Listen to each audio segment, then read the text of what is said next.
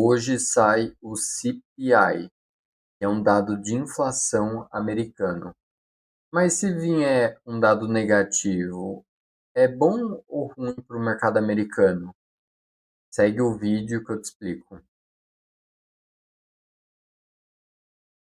Pessoal, começando pela parte macro, como sempre, hoje sai o CPI, que é um dado de inflação lá dos Estados Unidos, e não era nem para sair esse dado por conta do shutdown americano. Mas, pelo momento atual, eles decidiram deixar o pessoal lá trabalhando para soltar esse dado hoje, né? No caso, atrasou aí mais de uma semana e meia, se não me engano, talvez até mais. Então já era para esse dado ter saído por conta do shutdown, foi postergado para hoje. Estou aqui num gráfico do Stanford Research, tá? E ele mostra que um, um índice, né, que ele mesmo produz, essa research produz, e a linha preta é exatamente a inflação, tá? E eles tentam prever, vamos colocar assim de novo, é uma própria métrica deles. E aqui a gente deve olhar principalmente esses picos de alta e esses picos de baixa. Então, ali em setembro de 2024, o índice deles, a métrica deles começou a disparar, então a gente teria surpresas positivas para o CPI, né? Então, um dado vindo acima da expectativa, uma inflação maior do que esperado. E agora em setembro, essa métrica deles despencou. Então, pela métrica deles, o CPI deve vir abaixo da expectativa. E ele diz entre esse CPI que sai hoje ou o próximo CPI. Então, se esse CPI vir em linha, provavelmente o próximo deve vir abaixo da expectativa, o que suporta o Fed cortar ainda mais e as bolsas americanas continuarem sua alta por conta disso. Outro dado interessante em relação ao CPI é a performance do S&P 500 depois do CPI. Então, aqui pelo Blue Curtic, eles fizeram essa tabelinha bem interessante. Aqui mostra o dia do CPI, né, até 2023 aqui, dezembro de 2023.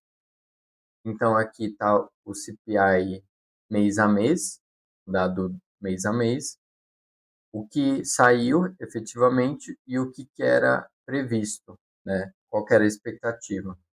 Aqui foi a diferença, então um dado negativo aqui quer dizer que o real foi abaixo da expectativa, então foi melhor do que o esperado. E acima foi acima da expectativa, então teoricamente foi um dado ruim, né, para o mercado. Aqui é o retorno do S&P 500 no dia do release, da divulgação, 5 dias depois e 10 dias depois. Por mais que a gente vê que talvez tenha um certo volatilidade, a gente vê que após 10 dias, mesmo dados ruins, o S&P 500 entregou uma performance positiva depois de 10 dias. E por último, olhando para o preço das DRAMs, tá? Que nada mais é do que um componente ali de memória que é usado principalmente agora, né, na inteligência artificial. Então, o pessoal da eletrônica aí, se tiver alguém que estudou eletrônica, sabe, e o preço disparou nos últimos meses. Então, aqui é 2025, janeiro. Então, aqui a gente vê outubro, desde setembro, na verdade, né, a gente vê o preço da DRAM disparando. Então quer dizer que existe uma demanda gigantesca por esses componentes, tá? Então, para quem acha que acabou, isso é um indicador antecedente de que a demanda não caiu, tá? Então ela está só acelerando. Isso é um bom sinal, mais uma vez, para o QQQ, para a Nasdaq, para a Nvidia, para o setor de semicondutores. Voltando agora para o TradingView, coloquei no SPX, no gráfico de 5 minutos, para analisar a movimentação do ativo no dia de ontem, dia 23. O mercado abriu próximo do 0 a 0 aqui, um leve gap de alta, foi até o GAG1, chegando lá encontrou certa resistência, despencou, fechou o gap praticamente, né? Voltou tudo aqui. Depois voltou para o GEX 1, não conseguiu passar mais uma vez. Na terceira ou quarta vez aqui foi quando conseguiu ter força para passar. Foi direto para o GEX 4 e conseguiu passar dali também. E foi parar só no Gamma Wall aqui, nos 6.750 dólares. Então, chegando lá, o mercado deu uma realizada por conta dessa grande quantidade de gama positivo naquele preço. E um market maker teve que vender. Olhando para a Tesla, ela divulgou seu balanço no final do dia de antes de ontem e veio um balanço misto. Lucro sobre ação veio bem negativo, né, 10% abaixo da expectativa, e uma receita forte. A primeira reação do mercado foi uma reação negativa. O ativo começou a cair forte aqui, chegou a 5% de queda, abaixo até mesmo desse ponto de suporte, que teoricamente teria que suportar esse preço, né? Então, momentaneamente, o ativo passou, mas voltou rápido aqui. Na primeira hora do dia já tinha voltado acima do ponto de suporte, o que era um bom sinal. E ele foi, praticamente testou aquele preço mais uma vez e disparou, literalmente disparou aqui. Fechou de baixa e continuou subindo direto para a Gamma Wall.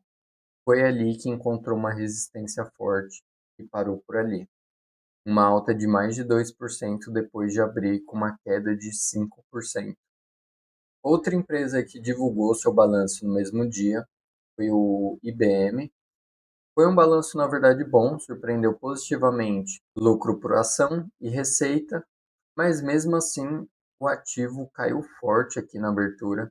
Como vocês podem ver, caiu 5% também, beliscando o GEX 4 aqui nos 265. E logo nos primeiros 5 minutos, o ativo já voltou forte aqui, deu uma reação bem interessante e começou a voltar como a Tesla. Chegando no ponto de suporte, teve uma certa dificuldade, mas continuou sua alta aqui. No caso do IBM, não conseguiu fechar o gap de alta aqui como a Tesla, mas teve uma recuperação bem forte ainda. Para finalizar o vídeo de hoje, então, estou na plataforma do MentorQ, que é o meu provedor dos dados do Gama, entre outros dados e indicadores quantitativos que vêm a partir desse fluxo de opções. Coloquei então aqui no SPX para a gente dar uma olhada nos dados do ativo. Começando pelas pontuações, sazonalidade levemente negativa, momentum está alto, volatilidade está no neutro e a pontuação também está no neutro. Então, baseado no posicionamento dos investidores nas opções, é um posicionamento neutro, não estão nem otimistas com a alta e nem pessimistas para uma baixa. O condicionamento do Gama é positivo, então por parte do market maker, ele vai ter que vender quando o ativo sobe, ele vai ter que comprar se o ativo começa a cair, trazendo instabilidade para o preço do ativo. Olhando para as próximas expirações aqui do GEGS, então para o dia de hoje nós temos uma grande resistência, que foi a resistência do dia de ontem também, 6.750, e um próximo alvo seria o 6.800. Tá? Mas quanto mais ele sobe, mais ele vai ter resistência, como eu falei, o market maker vai ter que ir vendendo conforme ele vai subindo. Para segunda-feira já tem um pouco mais de liberdade para chegar aqui no 6.800, tá? Então a grande concentração de gama é no 6.800, teoricamente a maior resistência irá ser 6.800 na segunda-feira. Olhando para o último vencimento aqui do ano, dia 19/12, tem maior peso aqui para o GEX, nós vemos claramente o strike do 7.000 como a maior concentração de gama e como um alvo forte aqui para o final do ano. Vocês podem ver no meio do caminho vão ter resistências, né? Então a cada 50 dólares ali vai ter uma resistência um pouco mais forte, mas o gama ele atua também como um imã. Então quanto maior a concentração, mais força ele tem de atrair o preço. Então, para o final do ano, o meu alvo para o SPX é exatamente os 7.000 pontos aqui. Bom, se você gostou desse vídeo, deixe o seu like, não esquece de se inscrever no canal. Eu trago essa análise de segunda a sexta.